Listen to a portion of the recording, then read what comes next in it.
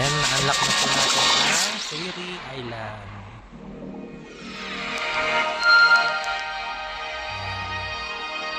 Fairy Island po. So, ito po itsura ng Fairy Island. Ayan. Oops, may commercial tayo.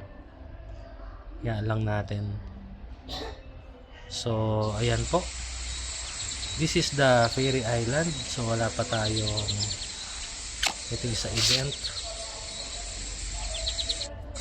So, ayan. Alam ko pwede ito eh. May trial ba? Seasonal event. The island is looking festive. Host a special limited time content is now available for you to collect happy monsters. Oh my god, ang ganda. Clovers. Nice.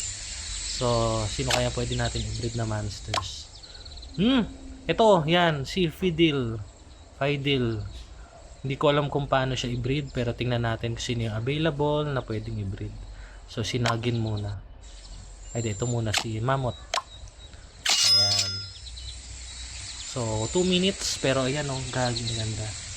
So, update ko kayo sa future kung sino po ang natin kapag marami ng monsters. Yan lang guys, thank you.